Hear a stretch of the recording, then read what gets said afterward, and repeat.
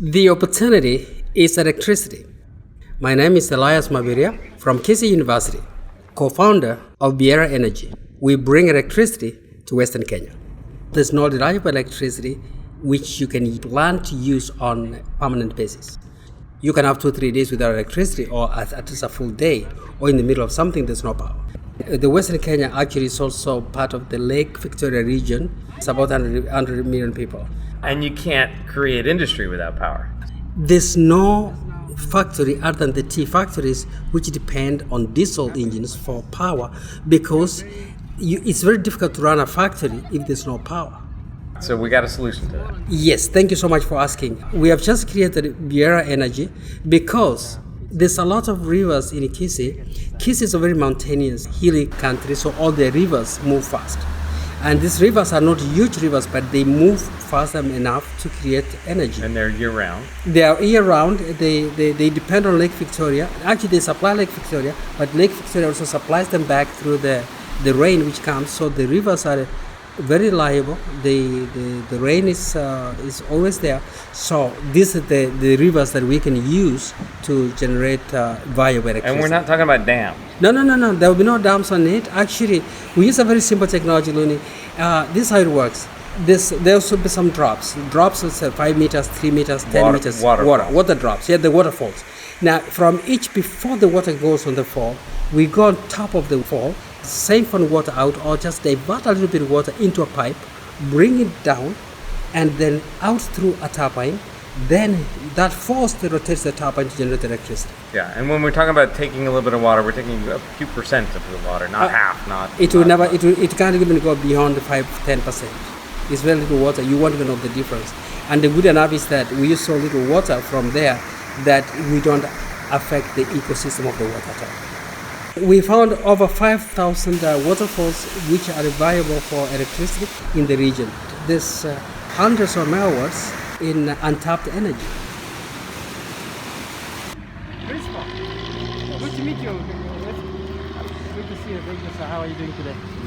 Salama. Peterson. How are you? I'm good, thank you. Hi, madam. Where you are here? Hello. Hi, Wakiri. Hey, morning, sir. Wakiri. That's very good. I'm Anyoka Cleophas, the principal of the school. Welcome to this new noble idea. Peterson Atuya. I'm assisting this project as a manager. And I can see some power lines in the distance behind the school. And so the lines come here, but how often is there power on the power lines? Out of the 7 days, we have about 3 days minus power. Oh, okay. Yes. And so what do you do when you have no power? Nothing you do? There's nothing. There's nothing. We go minus power. You just live without it? Yes. Okay, so there's a waterfall back here. Yes. And we think we can make enough power to power up the school. That will be very good for us. Very good. Yeah. Yes, even for the community. Yeah. Very Yes. good. So that's the road. Comes down the path. And it's very steep.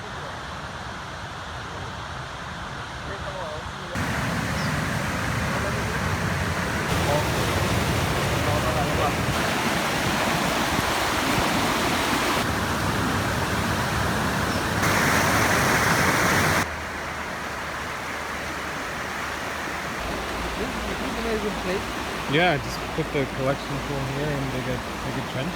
If we can put the collection point here, and then after we just hold it here with a small weir, then have it in a pipe all the way here and this section.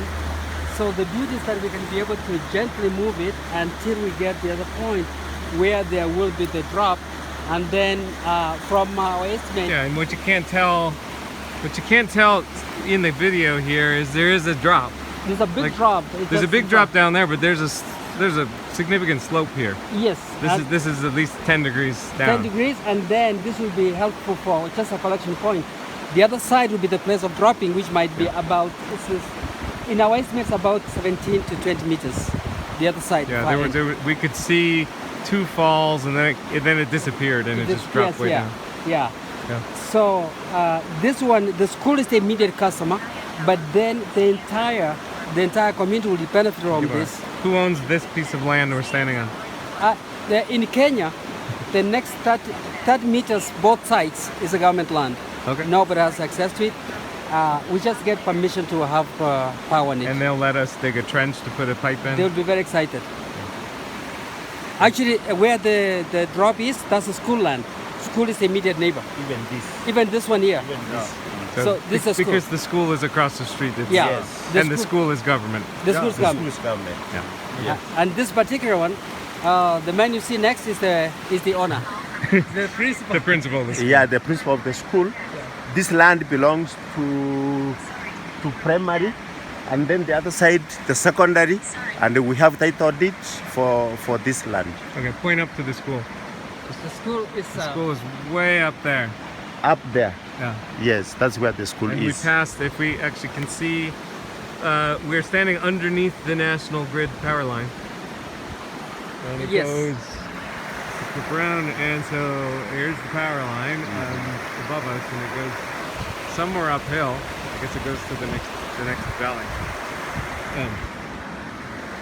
So sometimes there's power there. And Yeah, there's sometimes. not. And the question is, the open question we're going to answer soon Yeah. is, did the people right above us, the national grid, will they buy the power that we make right here? If so, we don't even have to run a power line. We just need a transformer. Yes, the answer is after we talk to the government, the agents which runs the power, they are very excited. They have a shortage in Kenya, so anybody who can come with power to give them, they will take it gladly. Okay. Supplement. In Yeah. worst case, if that takes a year to do because they're slow, we can just We can sell directly bring to it school. across the school. We it bring across the school, and then the neighbors, the people who need the community, they will buy direct. And as a rule, they normally pay deposit to run the power lines to their houses. That is the normal standard in Kenya. Even from the government, that's how it's done.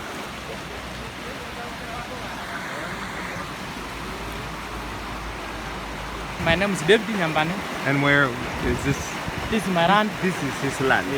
Okay, so your land's on this side. What do you grow on this side? It's trees, pineapple, and coffee. Okay. Yes. Do you have electricity from Kenya Power to your house? You can't know whether you. Yes. I have. You have. Yes. Okay. So every once in a while you get power, and most of the time you don't. Mostly there is a Shortage. shortage.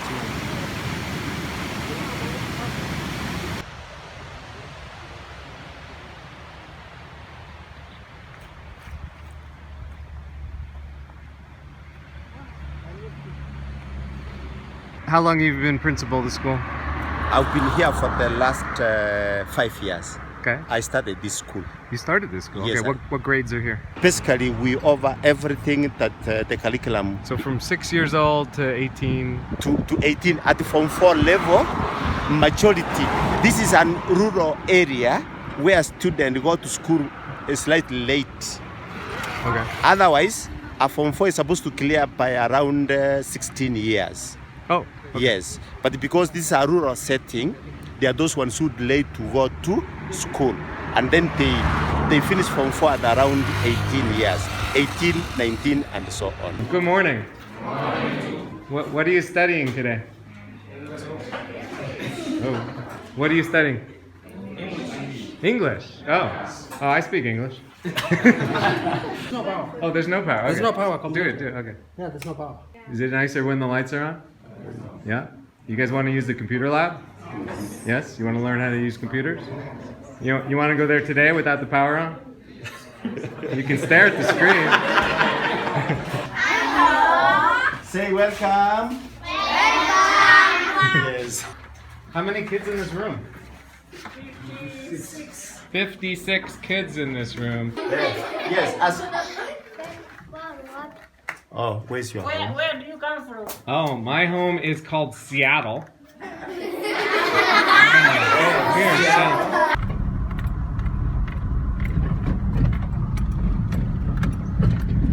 On our left side, there's a lot of lumber activities going on. The lumbering is because the government has banned these big trees by the riverside. The eucalyptus, the imported trees. Yes, the imported. They consume too much water, and they are also environmental unfriendly. They kill other trees.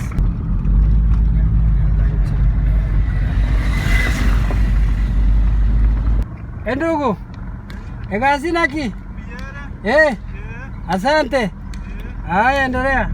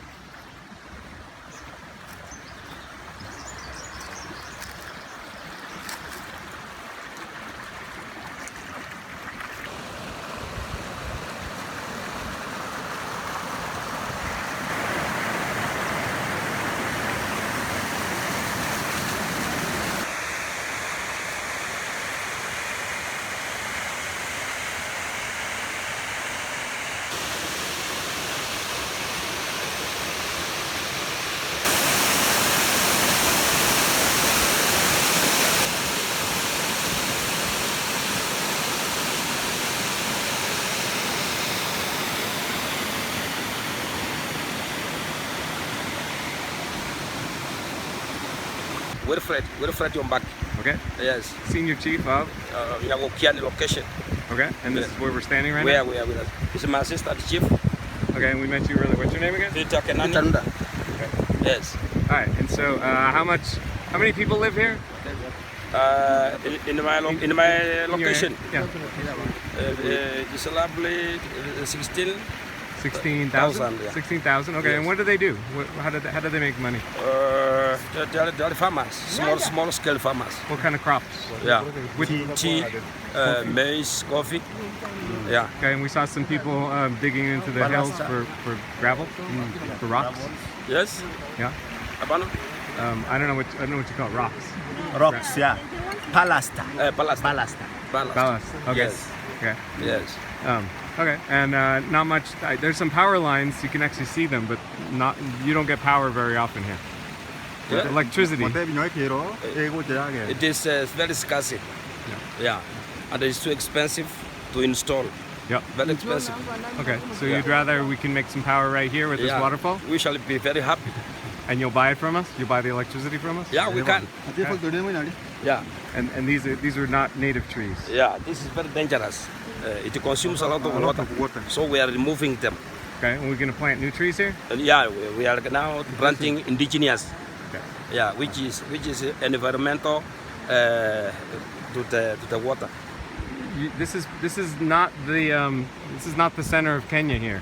Yeah. We're a little bit off the big roads. So who else brings money here from around the world?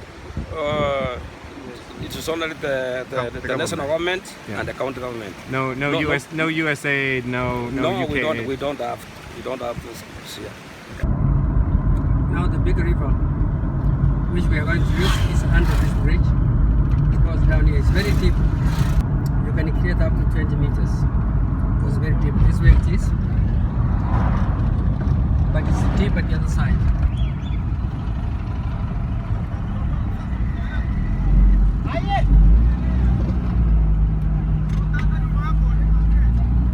Yep, this is now the city of November.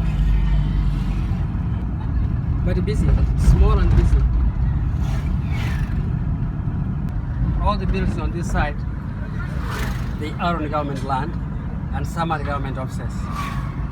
And then just next to it is a Ministry of Education down here, then of Agriculture. And then all this behind these government offices. This is the police station, so they will need electricity. And this is the hospital. That's where we're going to come. Oh, it's here. Yeah, this is the administration. This is like the head. And as we leave in the morning, now this is the river. We are going to. This is where the town of Ogembo gets its water. So we are just the big tank you see in front. This is where they purify the water.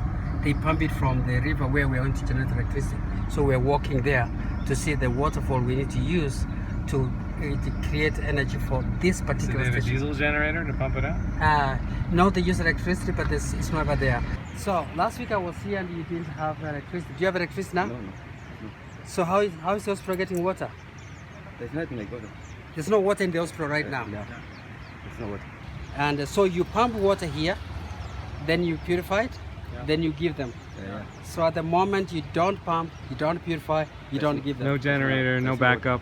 That's not for you. Oh, there's a weir.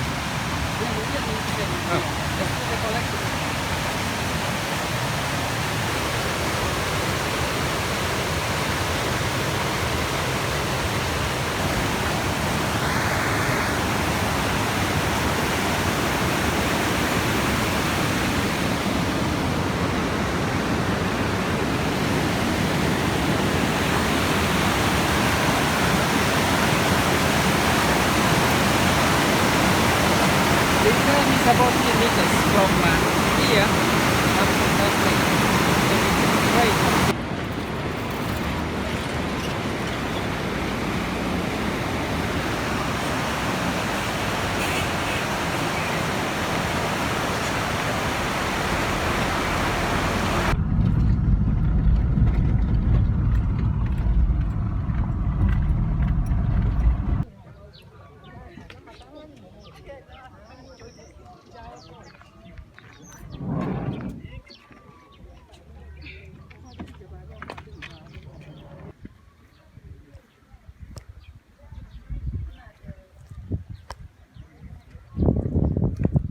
I'm Dr. Nabwana Ambrose. I'm the medical superintendent, Gucha Sub-County Hospital. Yeah, and I know we've been having a lot of power problems at Gucha, but the one that is hitting us most currently is the issue to do with water. We've not had water since last week Friday because the water company has no power. It's like it was disconnected. So currently we are just fetching water from the tanks and all over the place. We are not having running water. It's hard to run a hospital without running water. Yeah, we just have to fetch and make do with what we have. We store them in the jerry cans and so on and so forth. But it's quite a challenge because the hospital needs a lot of cleanliness, a lot of washing. Mm-hmm. And without that, now that becomes a big challenge. If we put in power across the street at the water company, then you would be, as long as they use our power, you'd be guaranteed to get water. That would be good. Yes, Yeah, that is and- what actually we hope for. And then would you just take our power if it were steady 24 hours a day over Kenya power, or would you just take ours when theirs went off? If your power is steady, then I think we'd opt for it because we really suffer sometimes especially when you're in theater.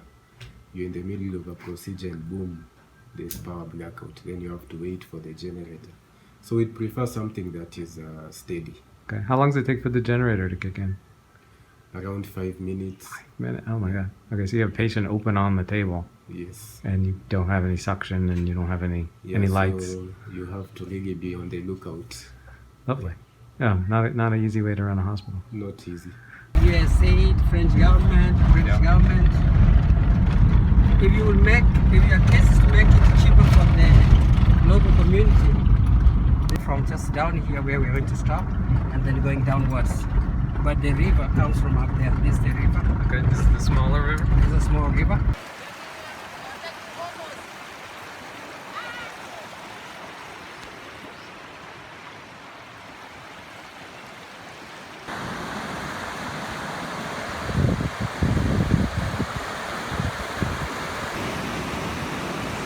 This one, long time, they used to make the mills, the flour mills. So this water was taken from this end, and it came this side. It came through here. This was Speak this way. this was the channel. This was the channel for the water came from that side. This was the channel where the water dropped. Oh, you can see a little bit of old stuff. Yes. So the water dropped from here, that place, and that was. I don't know. I would say it's what, like 5, 6, 8 meters down. It's far. Yeah, no, it's about 10. 10 meters. Yeah, from there. We are at Ogembo waterfall, and this is the dry season. When it rains, there's a lot of water flowing there. Does it flow all the way over to the, Yeah, to the they rock flow face? all over the rock. As soon as we do the first one, the first thing that will happen is the economy of Ogembo will change, because now business will work, and then now we can replicate this in other spots. And wherever there's electricity, energy, there's Africa is a young population, all educated, without electricity to make businesses. So this will be an opportunity for them to use the power to do cottage industries.